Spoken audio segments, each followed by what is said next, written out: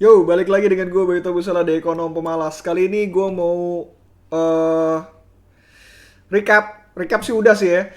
Eh Welcome New Year's. Gue bakal ngasih tahu strategi gue apa yang gue lakukan di tahun 2022 ini dan gue nggak tahu ini bisa kalian bisa dapetin hal positif atau apapun itu atau enggak sih. Tapi ini adalah list yang apa-apa aja yang pengen gue lakuin dan kenapa gue ngelakuin dengan cara seperti itu. So, gue bagi terhadap tiga hal yaitu bisnis, US stock sama Indonesian stock. Kenapa gue bagi tiga? Karena menurut gue ini adalah tiga hal yang menjadi main fokus gue di 2022. Pertama adalah gue ngomongin tentang Indonesian stock sendiri. Jadi kalau misalkan gue berinvestasi di Indonesia, gue ngerasa bahwa strategi yang gue akan gunakan benar-benar menggunakan fundamental yang sudah gue refine cukup lama. Jadi udah hampir hari ini kayaknya tahun ke-8 gue nanti untuk masuk ke pasar saham ya.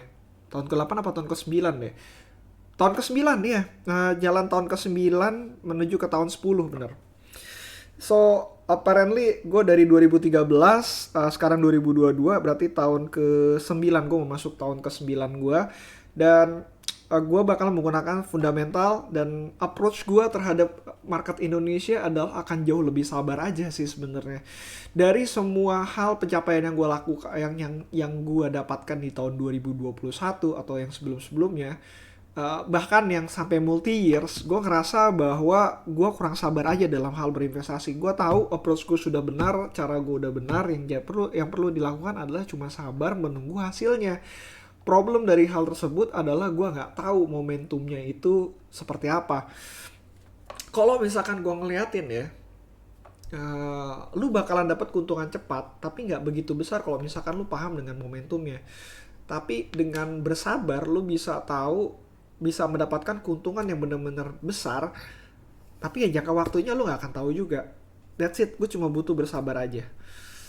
Terus untuk US stock gue beranggapan gue akan lebih banyak ngomongin tentang momentum. Kenapa nggak ngomongin momentum di Indonesia ya? Menurut gue momentum di Indonesia oke-okean. Kita cuma punya roughly 800 saham.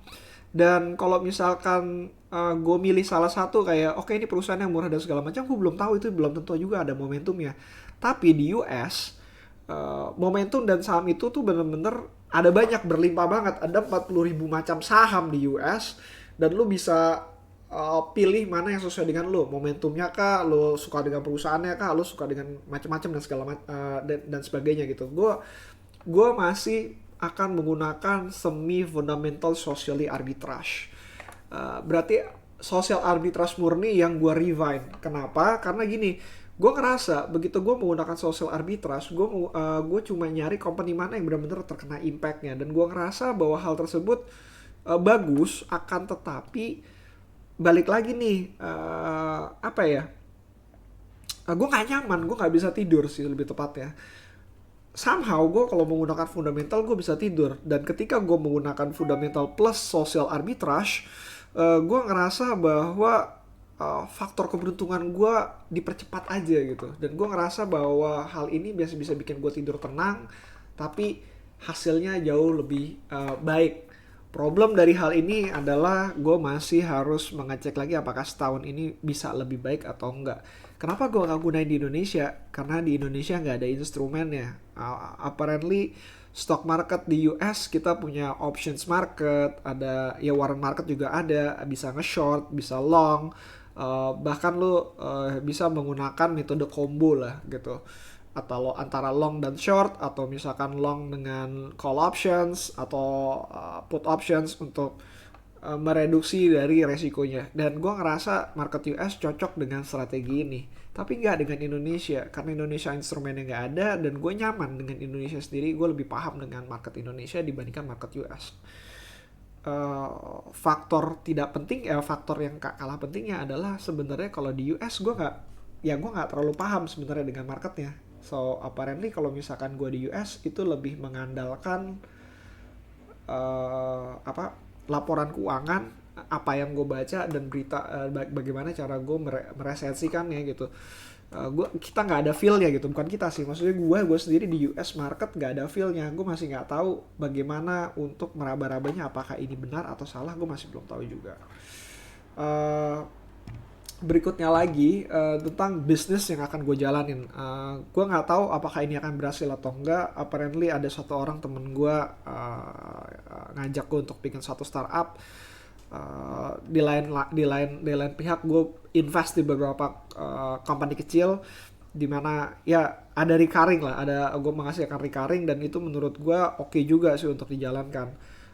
Approach gue di bisnis dunia nyata ya, karena berhubungan sama manusia, gue bukan memvaluasi terhadap perusahaannya, tapi lebih arah valuasi terhadap manusianya. Dan menurut gue valuasi terhadap manusia itu jauh lebih rumit dibanding terhadap company ada sesuatu yang bisa lu baca, manusia tuh nggak, lu cuma punya track record, dan ya balik lagi, track record sendiri nggak mencerminkan manusia itu seperti apa. Ya apa yang tercatat dengan apa yang terjadi dan apa yang apa yang dijalani itu bakalan benar-benar berbeda banget. eh untuk di bisnis yang real market atau direct investment, gue lebih banyak approach terhadap perusahaan, bukan perusahaan ya, maksudnya terhadap manusianya.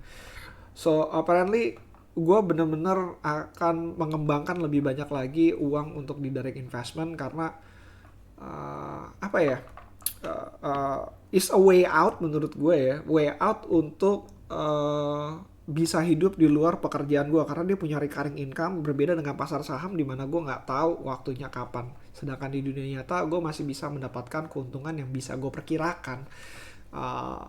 Beberapa bulan sekali itu bisa mendapatkan keuntungan berapa. So that's it. Itu gue ngerasa bahwa tiap cara atau uh, tiap hal yang lo lakuin itu bisa di approach dengan cara yang berbeda-beda.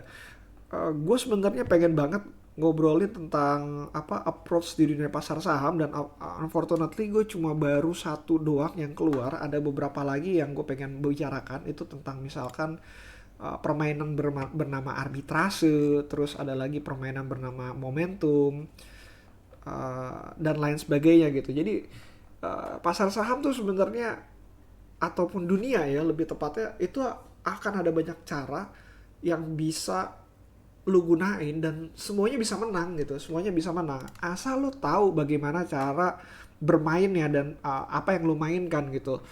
Jangan lu bermain satu hal dengan rules yang punya permainan lain. Contoh kayak lu mainan bola tapi lu memainkannya dengan cara bola basket gitu, ya nggak nyambung gitu, nggak nyambung. Yang satu pakai kaki, satu lagi pakai tangan, walaupun sama-sama bermain bola gitu.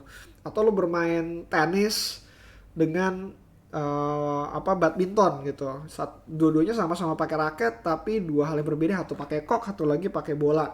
Dan itu kan hal-hal yang krusial untuk lu pelajarin, dan gua ngerasa tiap orang, even kayak gue sendiri, itu akan menemukan caranya masing-masing. Jadi gue ngerasa bahwa market itu terlalu luas untuk ditaklukkan dengan satu cara tertentu.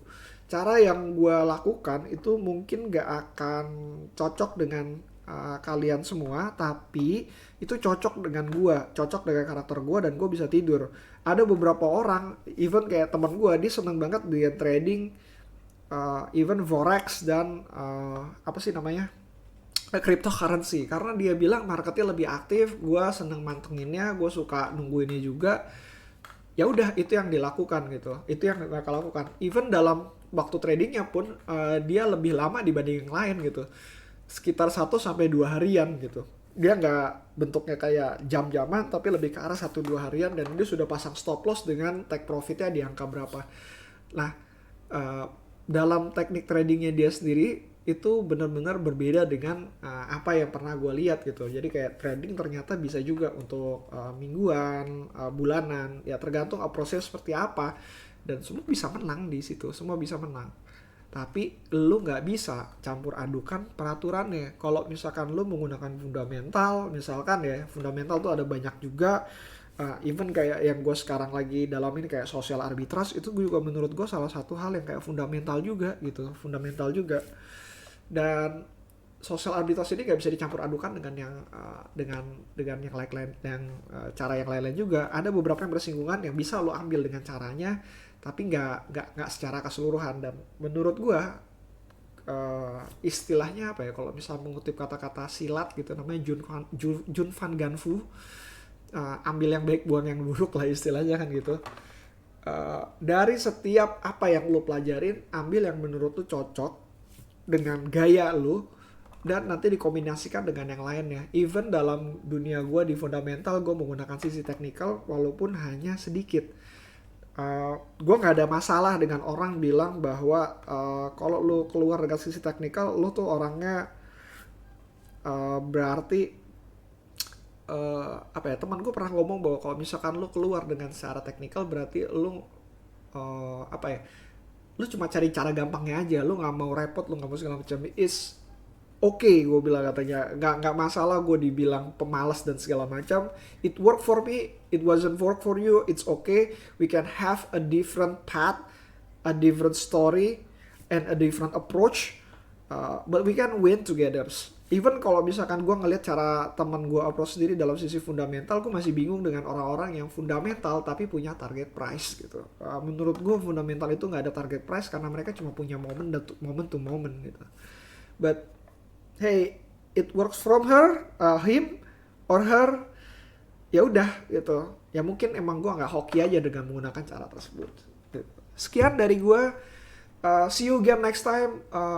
Probably gue bakalan terbitin lebih cepat dibanding biasanya karena gue ternyata lagi senang berbagi aja sih.